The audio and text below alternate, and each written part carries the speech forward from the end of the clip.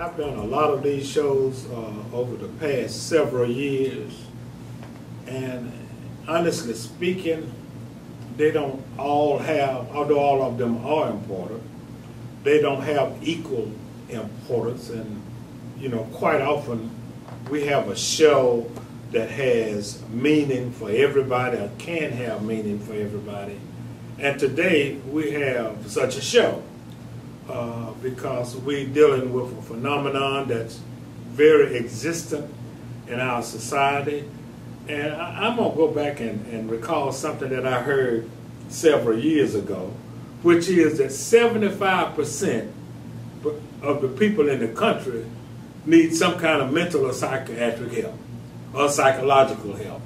Now, I don't know how true that statistic is, but I'm going to raise my hand as being one who probably does. This is a call to action. A call to action. And I'm your host, Alex Habersham, and I use that introduction to let you know that I have a young lady with me today who's the executive director of River Edge Behavioral Health Center.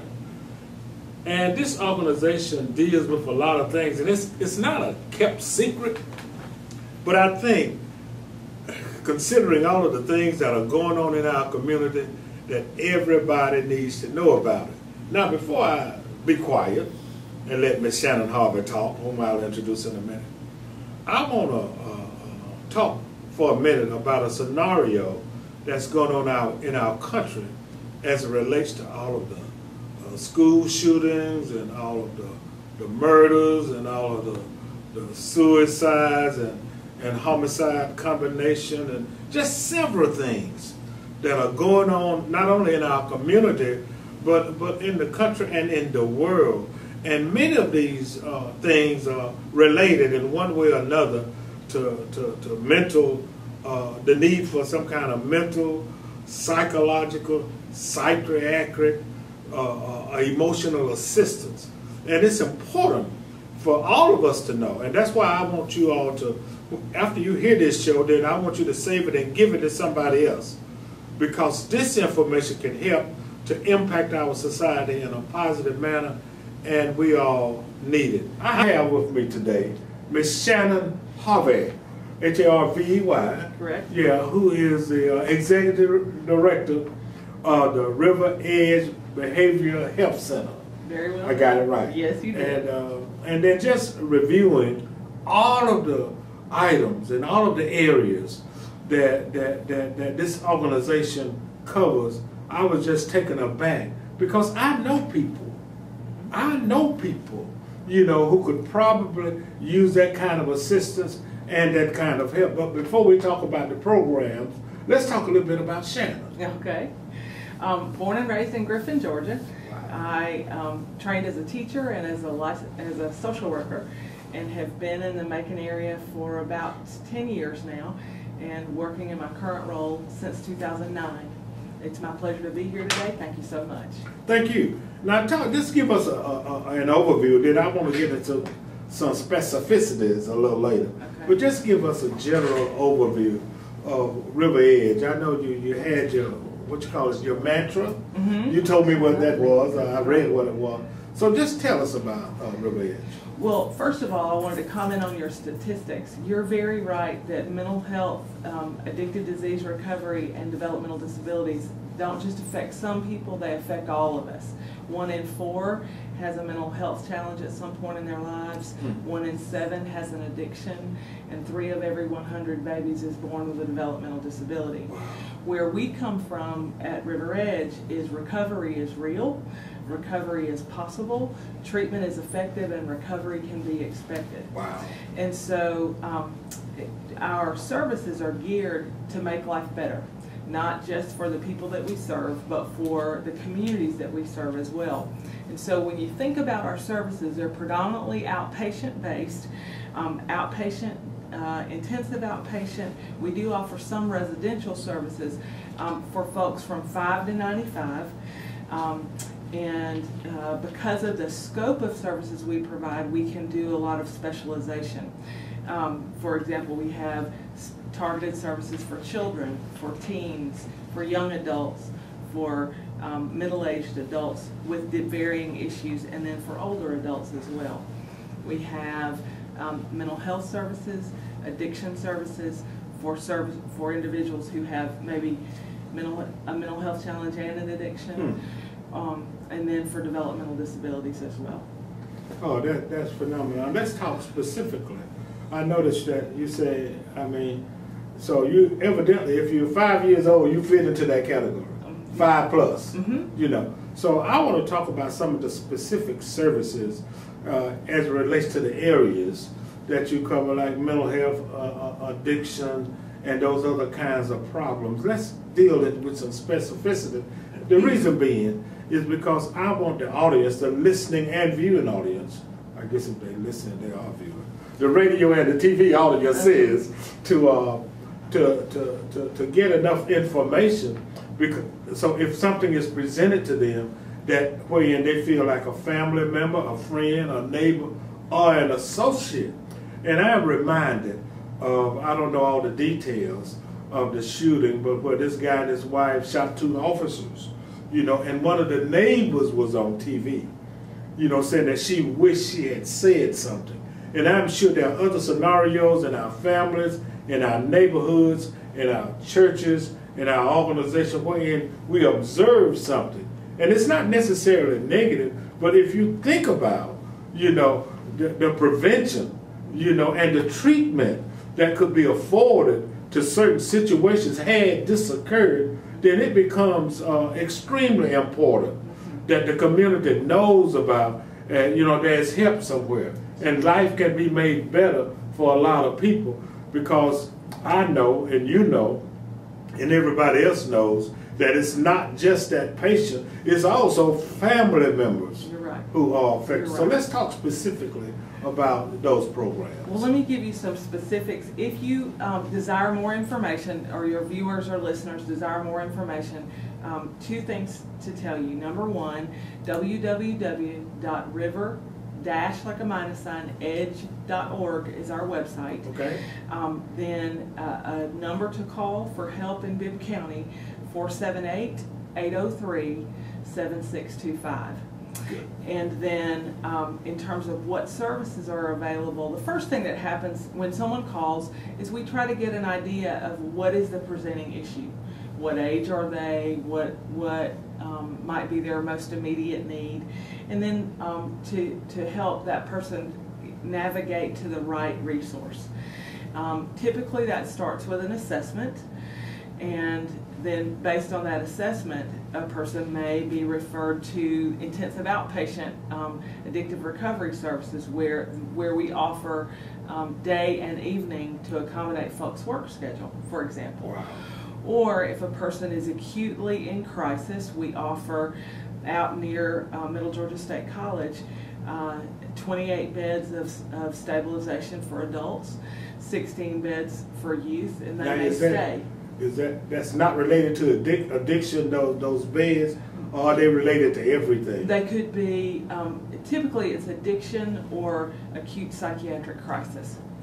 And then if the need, for example, is addiction, and it's believed that they may need, based on their assessment, residential care, we offer the Billingsley Recovery Residence out, and it's a 6-month program for men. And then LifeSpring is a around 6-month residential program where women can bring their children.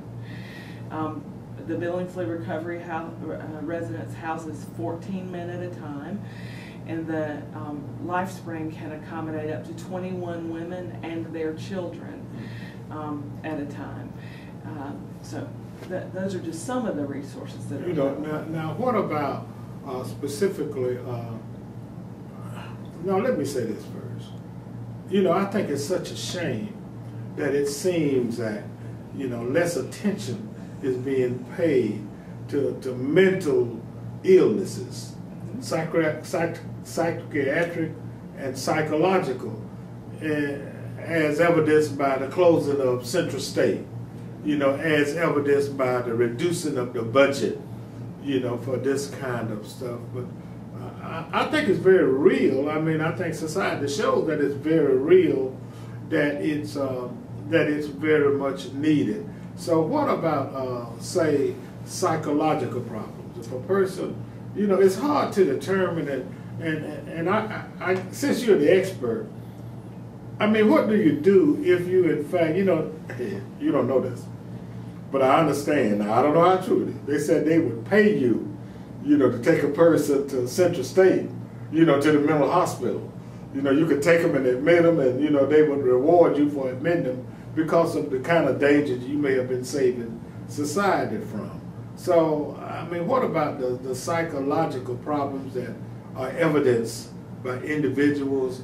I mean, should one just encourage that individual to seek help, or should a call be made, or what should you do? Well, first of all, mental illnesses are biologically based brain disorders, just like epilepsy, or just like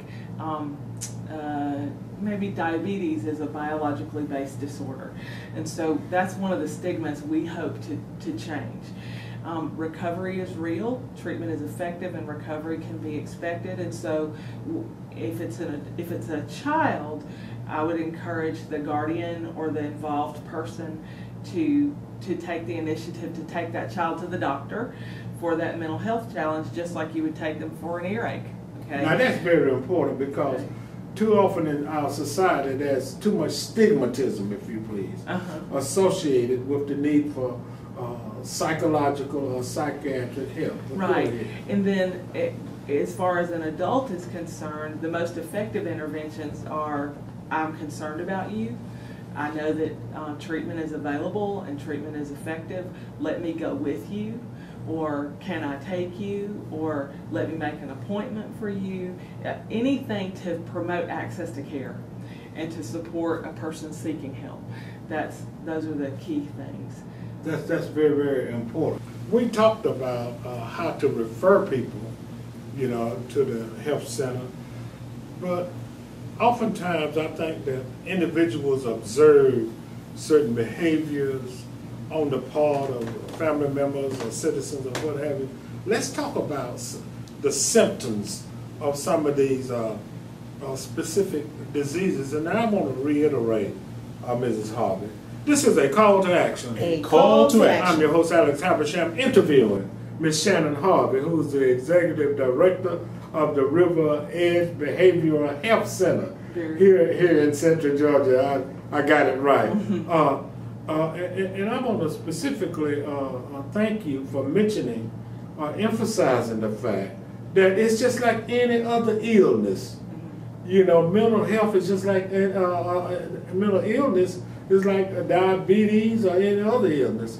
So, because it's important that people understand that and they don't just stigmatize people, because most of us got something wrong with us, you know, either physically or mentally or psychologically, and some of us socially, but we won't go into that. So let's go ahead and talk about some of the things, behaviors that can be observed, which will be an indication of certain illnesses.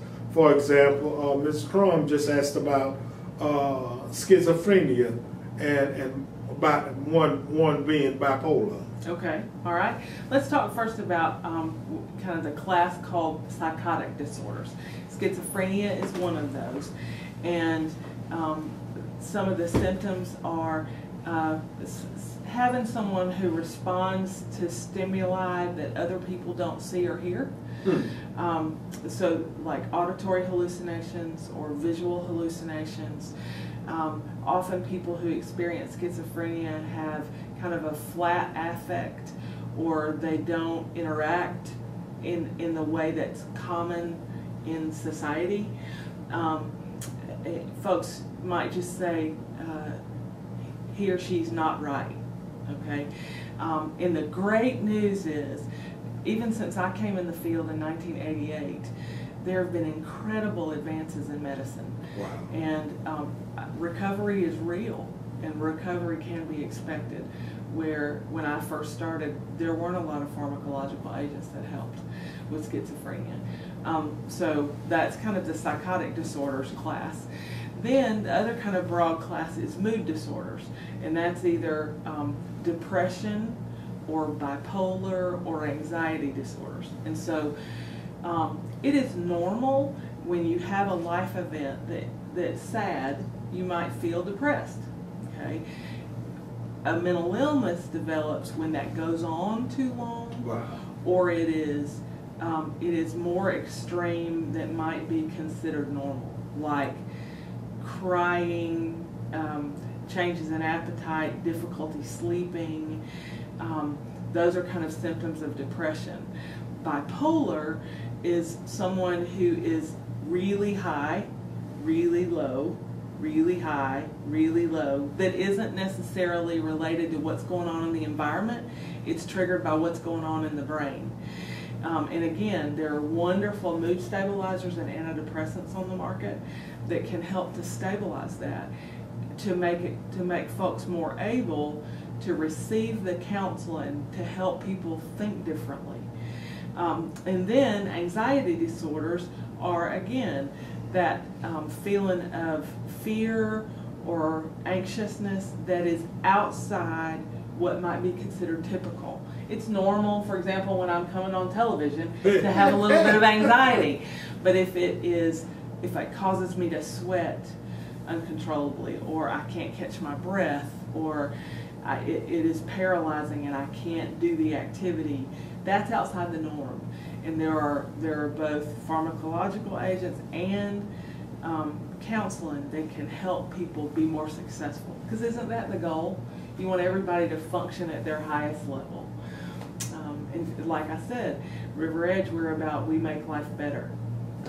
One thing that I've been concerned about, and I really don't know what to do, and I really don't know what the problem is, but it seems to me that there are quite a few homeless people who would have those kinds of problems. You know, like sometimes they're pushing a buggy or they're walking around with everything that they own. Talk about that. Is there a way to approach them, or do they have problems, or is that just by choice? Or Now, about 45% of people who are homeless, and especially those who are chronically homeless, have either a mental illness, a chemical dependency, or both. And the good news is River Edge has already made life better. I don't know that you know this, but 413 people who were formerly homeless in Macon, Georgia, now have permanent housing because of River Edge Behavioral Health Center. You may be familiar with Grove Park out on Old Clinton Road. You may be familiar with First, Second, and Third neighborhood at Emory and Bowman. And that's an entire city block revitalization done in partnership with different partners in the community led by River Edge. And what that means is mamas and daddies and children formerly on the street now have permanent housing. That's a win all the way around. It is. And then in terms of when you see someone who's homeless and how do I help them? Well, if you feel comfortable, you can engage them and say, how can I be of assistance to you? And in pretty short order, you can develop some sort of relationship to help link them to resources like the Salvation Army and River Edge and the Daybreak Center and different things like that. And sometimes, as a survival mechanism, folks who are homeless don't respond real well to that. Okay, and so it takes repetitive outreach. So that's a part of what we do, to develop a relationship that I am safe, I'm not going to hurt you, I really do want to be helpful, and we can do that outreach to help them get into permanent housing. Another service that we offer, in addition to supported housing, River Edge is Georgia's largest shelter plus care provider. And that's the permanent supportive housing kind of operation. We also do services for folks who are HIV positive, and in providing housing as well. And in fact, we've won national accolades for leadership, supported housing, and health information technology. Another service that we offer is called supported employment. One of the keys, particularly for adults in recovery, is they want a place to live and they want a job. And sometimes they either lost those skills when they became ill, or they were never taught them growing up. And so through supported employment, a job coach kind of helps to identify what's the best job for you versus what's the best job for me, and make them the employer-employee match, and provides supports along the way until that person's walking steady, if you will, in their employment. Because our goal is independence.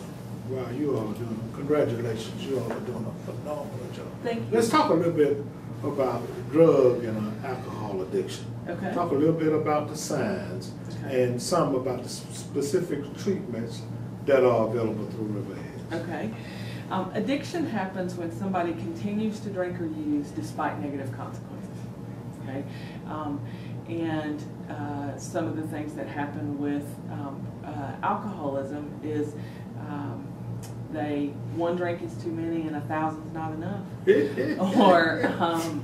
or I do things when I drink that I wouldn't do otherwise, or I embarrass myself, or I continue to use despite fines and that sort of thing.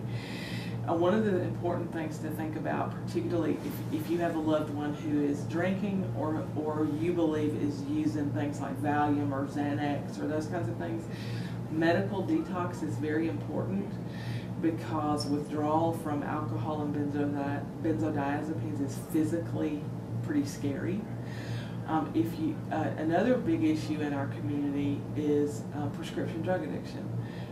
Things like Lortab or Oxycontin. I don't know what that is, but there you go. That's the new buzz in the community. That's right. And that's in the same drug class as heroin. Wow. And it's an opiate. And you likely won't die from opiate detox, you just wish you would. I mean, it feels terrible. So there's ways to medically manage that.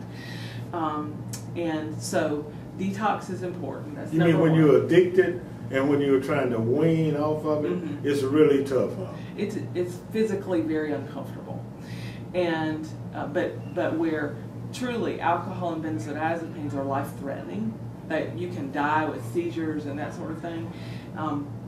Opiates are not so life-threatening. You just feel miserable, like you have the flu or something. But anyway, so issue number one is getting somebody safely medically detoxified. All right. Issue number two is, so now, because what happens is when you continue to drink or use despite negative consequences, you use to feel your version of normal.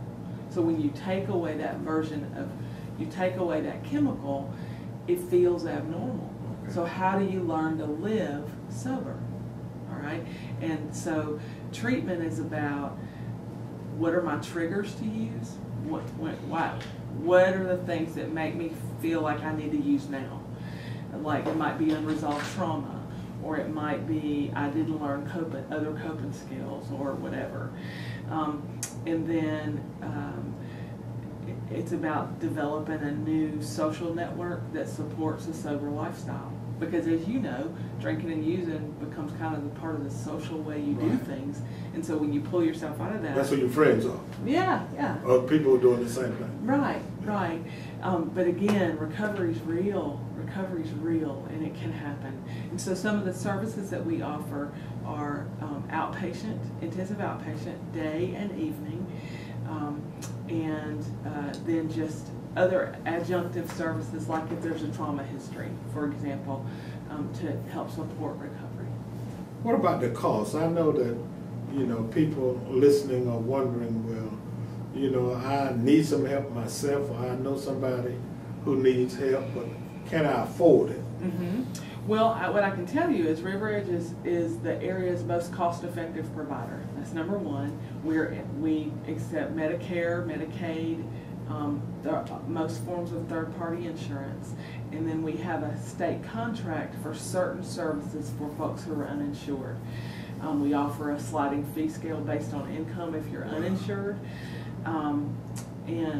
but we also come from the place of saying people value what they pay for, and so services are not free. They're not free, but we work with folks to help them get care. If they want to be protected. Well, it seems that that is there anything that any kind of suggestion you want to make, you know, to the audience as it relates to how the community can assist River Edge in its endeavor to making life better, you know, for everybody in the community in particular. And I don't think we can overemphasize the fact that peripherally, you know, all of us are affected. Mm-hmm. You know, so any of these illnesses or diseases or addictions, you know, they affect everybody, either directly and indirectly. So is there anything that we can do or anything that we need to know, or any kind of outreach program that you would like the community to know about, you know, church organization or what have you? Several things. Number one, please recognize that behavioral health disorders are real medical conditions, and help us reduce the stigma. Issue number two, please recognize River Edge as a community asset. For every $1 spent in treatment, $7 are saved in other social costs like police, jail, and when you look at medical costs offset, it's if every $1 saves $12. So we're a great investment. We're a great investment. We're always looking for partners to join us in the work in volunteering and in making gifts. For example, several local churches have adopted programs of ours, like Highland Hills has adopted LifeSpring, the Women's Recovery Program, and we invite partners because it really is wonderful to help people, to see it help people recover their lives. And please contact us through our website if you're interested in volunteering. The phone number again? 478-803-7625. Okay, so what I'm hearing you saying is that because of the variety of services that River Edge offers, in one way or the other, just about everybody can help. Absolutely. You know, I mean, you can help by being an advocate. If you're an organization, you can adopt a facility, or you might need some volunteers for certain events, mentors, and things of that nature. Right. So that's very, very important. Let me congratulate you. Oh, thank you. And let me say on behalf of the community, if I may assume that position, that it's a pleasure, you know, to interview you, and that I appreciate and the community appreciates, because you just showed and told us the statistics on it, and we really appreciate it, and just keep up the good work, because what's that mantra? We make life better. Because River Edge Health and Behavioral Center makes life better. Thank you so much for coming. Thank you. This is a call to action. A call to action. I'm your host, Alex Habersham. Have a great day.